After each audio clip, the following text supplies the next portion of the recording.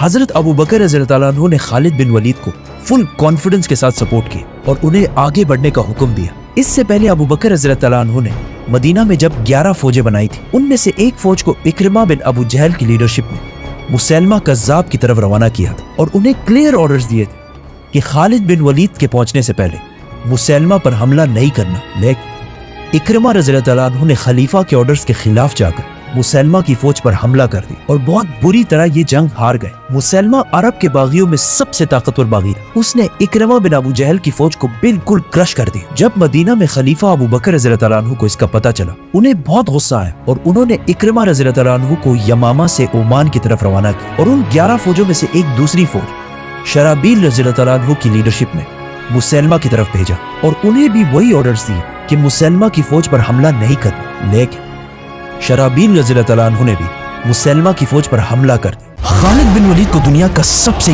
Greatest general समझा जाता है। नेपोलियन, अलेक्जेंडर द ग्रेट और जूलियस सीजर जिंदगी में कभी ना कभी कोई ना कोई जंग जरूर हार चुके हैं, लेकिन खालिद बिन वलीद दुनिया के वाहिद जनरल जो अपनी पूरी जिंदगी में कोई भी जंग नहीं हारा। और ये सिर्फ मुसलमान नहीं बल्कि पूरी दुनिया मानती है। और जंग के दौरान खालिद बिन वलीद की स्ट्रेटजीज और प्लानिंग को आज भी ऑक्सफोर्ड और हार्वर्ड जैसी यूनिवर्सिटीज में पढ़ाया जाता है। लेकिन खालिद बिन वलीद के जंगों में आखिर ऐसी क्या खास बात कि आज 1400 साल बाद भी पूरी दुनिया उन्हें याद करती है? Let's find out. मुसलमानों के खलीफा अबू बकर रज़ियल्लाहु अन्हु के हुक्म पर खालिद बिन वलीद ने द ग्रेट पर्शियन एम्पायर पर हमला कर दिया और सिर्फ 18,000 मुसलमानों के साथ 40,000 की पर्शियन फौज को बहुत आसानी से क्रश कर दिया। इस जीत के बाद मुसलमान पहली दफा अरब से बाहर निकलकर एक ग्लोबल पावर बनने की तरफ जाने लगे, क्योंकि अब मुसलमानों ने अरब से बाहर पर्शियन एम्पायर के बहुत इंपॉर्टेंट प्रोविंस कुवैत को फतह कर लिया था। जैसे ही ईरान के बादशाह को पता चला कि मुसलमानों ने उनकी फौज को बहुत आसानी से हरा दिया है, तो उन्होंने एक नई 40,000 की फौज खालिद बिन वलीद की तरफ रवाना की। लेकिन खालिद बिन वलीद ने कुवैत फतह करते ही डायरेक्टली अपने स्पाइस जासूसों को पूरे इलाके में फैला दिया था, ताकि हर खतरे का उन्हें पहले से पता चल जाए। ये स्पाइस हर तरफ फैल गए और बहुत दूर जाकर उन्होंने देखा कि पर्शियन एम्पायर की 40,000 की फौज बहुत तेजी से मुसलमानों की तरफ बढ़ रही है। तो खालिद बिन वलीद अपनी सारी फौज लेकर उसी फौज की तरफ कुवैत से बाहर उबुल्ला की तरफ जाने लगे। उबुल्ला कुवैत से बाहर एक इलाके में है जिसे आज के जमाने में इराक कहा जाता है। नाउ एक तरफ मुसलमानों की 17,000 की फौज खड़ी थी और दूसरी तरफ पर्शियन एम्पायर की 40,000 की फौज थी। पर्शियन जनरल सामने आया और खालिद बिन वलीद को चैलेंज किया, लेकिन मुसलमानों की फौज से एक आम सिपाही ने जाकर उसे खत्म कर दिया। अगेन एक बार फिर पर्शिया की फौज का जनरल जंग से पहले ही मारा गया, जिसके बाद दोनों फौजों ने एक दूसरे पर फुल फ्लेज हमला कर दिया और बहुत सख्त जंग शुरू हुई।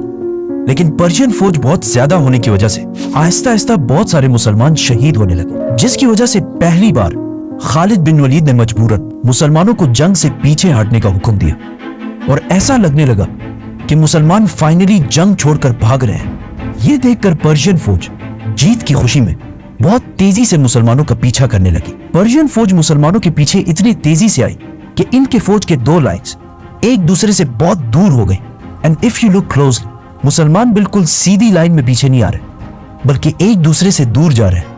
आखिर पर्शियन फौज मुसलमानों का पीछा करते करते एक दूसरे से इतने दूर हो गए कि उनकी आर्मी एक नहीं बल्कि कई छोटे छोटे ग्रुप्स में बट गई और उनकी फौज के दरमियान दो बड़े गैप्स बन गए। और इसी टाइम का खालिद बिन वलीद इंतजार कर रहे थे। एंड नाउ अचानक खालिद बिन वलीद अपने घुड़सवारों को लेकर इन दो गैप से आगे बढ़े और पर्शियन फौज के सेंटर को घेर लिया और आहिस्ता आहिस्ता उन्हें क्रश करने लगे और फिर इसी तरह बाकी फौज को भी क्रश कर दिया। पर्शियन फौज की पिछली लाइन ने देखा कि वो ये जंग हार चुके हैं, तो वो जंग छोड़कर भागने लगे। लेकिन एज वी नो, उनका आर्मर हमेशा बहुत भारी होता था, तो ज्यादा दूर जाने से पहले ही मुसलमान उन तक पहुंच गए और उन्हें भी खत्म कर दिया। और इस तरह पर्शियन एम्पायर की एक और बहुत बड़ी फौज खालिद बिन वलीद ने क्रश कर दी। ये जंग कुवैत से बाहर इराक के अंदर हुई। मतलब अब मुसलमान कुवैत को फतह करने के बाद ईरान के दूसरे बड़े प्रोविंस इराक में एंटर हो चुके थे। अब यहां से आगे बढ़ना थोड़ा मुश्किल था, क्योंकि इराक और मदीना एक दूसरे से बहुत दूर थे और इराक में मुसलमानों की फौज को अपने हेडक्वार्टर मदीना से बार बार कम्युनिकेट करने में बहुत मुश्किल हो रही थी। इसीलिए यहां से आगे बढ़ने से पहले खालिद बिन वलीद ने इसी इलाके को अपना नया हेडक्वार्टर बनाया क्योंकि इस इलाके में पर्शियंस और अरब दोनों आबाद थे और इन सब का ख्याल था कि मुसलमान इन्हें फतह करने के बाद इनके साथ वही करेंगे जो अब तक दुनिया की बाकी सारी एम्पायर्स करती हैं, मतलब लूट, प्लंडर, रेप। लेकिन खालिद बिन वलीद ने अबू बकर रज़ियल्लाहु ताला अन्हु के हुक्म पर इस इलाके की सारी प्रॉपर्टीज उन्हीं लोगों को वापस कर दी और किसी से भी जबरदस्ती कोई भी चीज नहीं छीनी और बहुत तेजी से इस इलाके में बहुत सारी अदालतें, कोर्ट्स बनाए और इन कोर्ट्स में जजेस बड़े बड़े सहाबा को बनाए, जिसकी वजह से बहुत तेजी से इस इलाके में पहली बार जस्टिस, इंसाफ कायम होने लगा। इसके बाद खालिद बिन वलीद उनके मार्केट्स और बिजनेस की तरफ आए और सबसे कहा कि बिजनेस उसी तरह जारी रखो जिस तरह इससे पहले था, लेकिन आज के बाद यहाँ सूद कोई भी नहीं लेगा। जंग सिर्फ तलवारों से नहीं बल्कि इकोनॉमी से भी लड़ी जाती है। इसीलिए खालिद बिन वलीद ने दोबारा अपनी फौज की इकोनॉमी मजबूत करने के लिए इस इलाके के नॉन मुस्लिम्स पर जिजिया टैक्स लगाया। ये कोई नया टैक्स नहीं था बल्कि इससे पहले इसी इलाके से पर्शियन एम्पायर भी टैक्स लिया करती थी, लेकिन खालिद बिन वलीद ने जो जिजिया टैक्स लगाया वो उस टैक्स से बहुत कम था जो इससे पहले ईरान लिया करता था। ये सब देखकर वहाँ की लोकल आबादी ने सोचा कि ये तो मुसलमान पर्शियन एम्पायर से बहुत अच्छे हैं, इसीलिए बहुत तेजी से इस इलाके के लोग इस्लाम की तरफ आने लगे और खालिद बिन वलीद की फौज में शामिल होने लगे, जिससे मुसलमानों की फौज दोबारा बढ़ने लगी और जिजिया और ज़कात टैक्स की वजह से मुसलमानों की फौज के पास पैसा भी आने लगा। मतलब आजकल लोगों का ख्याल है कि खालिद बिन वलीद सिर्फ जंग ही लड़ सकते थे, हालांकि खालिद बिन वलीद हमेशा जंग के साथ साथ इन इलाकों की जस्टिस और इकोनॉमी को भी इम्प्रूव करते जाते थे। नाउ मुसलमानों ने कुवैत के साथ साथ इराक के साउथ को भी फतह कर लिया था, जो पर्शियन एम्पायर के लिए दूसरा बहुत बड़ा झटका था। जब पर्शियन बादशाह को एक बार फिर खबर मिली कि उनकी एक और फौज मुसलमानों से बुरी तरह हार चुकी है, तो उन्होंने दोबारा अपनी एम्पायर के नॉर्थ और ईस्ट से 2 नई फौजें मुसलमानों की तरफ रवाना की और उन्हें इस जगह वलाजा में एक साथ मिलकर मुसलमानों को खत्म करने का हुक्म दिया। बट पर्शियन बादशाह हर तरफ से फौज जमा कर रहे हैं सिवाय अपने वेस्टर्न बॉर्डर से, क्योंकि ये बॉर्डर रोमन एम्पायर के साथ टकराता था और ईरान के बादशाह को यह टेंशन भी थी कि कहीं रोमन एम्पायर इस सब का फायदा उठाकर पर्शियन एम्पायर पर हमला ना कर दे।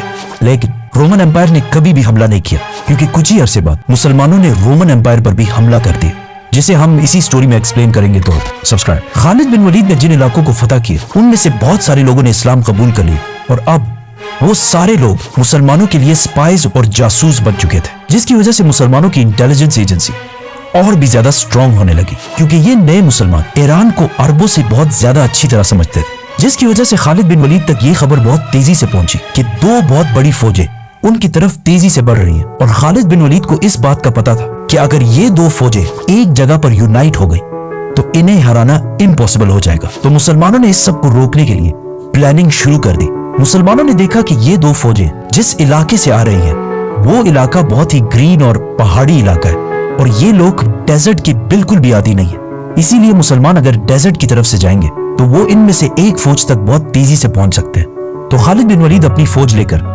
फुल स्पीड इराक के डेजर्ट को क्रॉस करते हुए पहली फौज के पास वलाजा पहुंचे। मुसलमानों और पर्शियंस की पहली फौज वलाजा में आमने सामने हुई। पर्शियन फौज का जनरल ये देखकर हैरान हो गया कि जितना उसे बताया गया था उससे तो मुसलमानों की फौज बहुत ही कम है। मतलब मुसलमानों में ज्यादा पैदल सोल्जर्स हैं और घोड़े वाले तो बहुत ही कम है, जिसकी वजह से इस फौज में जीतने की काफी होप पैदा हुई। पर्शियन फौज से उनका चैंपियन सामने आया, जिसे उसकी बहुत बड़ी और स्ट्रॉन्ग बॉडी की वजह से पर्शियंस ने फारसी में एक बहुत मशहूर नाम दिया था, 1000 मर्द, जिसका उर्दू और हिंदी में मतलब है 1000 मर्द। खालिद बिन वलीद उस चैंपियन से लड़ने गए और कुछ ही टाइम में उसे मार दिया, जिसके बाद दोनों फौजें जंग के लिए तैयार हुई। लेकिन काफी टाइम गुजरने के बाद भी ईरान की आर्मी अपनी जगह पर ही खड़ी रही, क्योंकि वो ज्यादा से ज्यादा टाइम वेस्ट करना चाहते थे ताकि उनकी दूसरी फौज उनकी मदद के लिए पहुंच सके। लेकिन मुसलमानों का प्लान तो ये था कि उन्हें यूनाइट होने से पहले ही खत्म कर दिया जाए। इसीलिए मुसलमानों की फौज बहुत कम होने के बावजूद खालिद बिन वलीद ने उन्हें हमले का हुक्म दिया।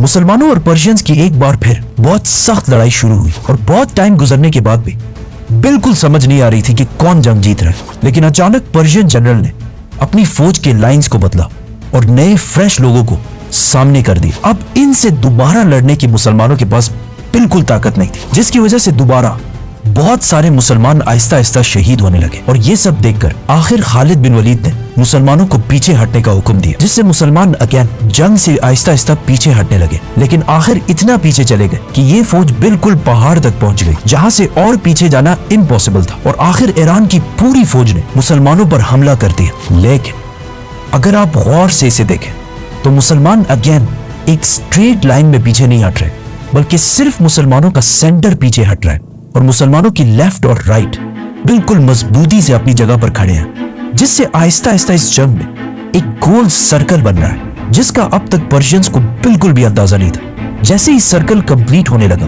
और पर्शियंस की सारी फौज इस सर्कल के अंदर एंटर हुई, खालिद बिन वलीद ने इशारा दिया और अचानक पर्शियन फौज के पीछे से 4000 हॉर्समैन घुड़सवार फुल स्पीड पर्शियन फौज के पीछे आने लगे। याद है ईरान के जनरल के जासूसों ने जितना उन्हें बताया था, उससे मुसलमान बहुत कम थे, जिस पर वो बहुत खुश था। लेकिन असल में मुसलमान कभी कम थे ही नहीं। खालिद बिन वलीद ने जंग से पहले इन सारों को पर्शियन फौज के पीछे खड़ा किया हुआ था और बहुत देर से ये सब खालिद बिन वलीद के सिर्फ एक इशारे का इंतजार कर रहे थे। इसके बाद मुसलमानों ने पर्शियन फौज को हर तरफ से ऐसे घेर लिया कि कहा जाता है कि एक बंदा भी इस जंग से नहीं भाग सकता। ये कोई पहली दफा नहीं है कि खालिद बिन वलीद ने ये टैक्टिक यूज किया। इससे पहले जंगे ओहद में इसी तरीके से उन्होंने मुसलमानों को भी हराया था, जिसमें रसूलुल्लाह सल्लल्लाहु अलैहि वसल्लम ने सहाबा को क्लियरली ऑर्डर्स दिए कि इस पहाड़ से नहीं उतरना। लेकिन जीत की खुशी में जब वो पहाड़ से नीचे उतर गए, खालिद बिन वलीद ने पहाड़ के पीछे से हमला कर दिया और पूरे जंग को बिल्कुल बदल दिया। और अब वही टैक्टिक उन्होंने पर्शियंस के खिलाफ भी यूज की। ईरान की इस फौज को हराने के बाद अब मुसलमान पर्शियन एम्पायर के बॉर्डर से निकलकर उनके सेंटर के करीब होने लगे और इसके कुछ ही अरसे बाद अबू बकर रज़ियल्लाहु तआला अन्हु ने ईरान के साथ साथ रोमन एम्पायर पर भी हमले का हुक्म दिया। रोमन और पर्शियन एम्पायर में मुसलमान इतनी तेजी से आगे बढ़ रहे थे कि इन दोनों एम्पायर्स ने देखा कि अगर ऐसे ही चलता रहा तो बहुत जल्द हम दोनों सुपर पावर्स खत्म हो जाएंगे। तो इसीलिए उन्होंने तारीख में पहली दफा रोमन और पर्शियन एम्पायर अपनी 700 साल पुरानी दुश्मनी खत्म करके मुसलमानों के खिलाफ यूनाइट हो गए। सब्सक्राइब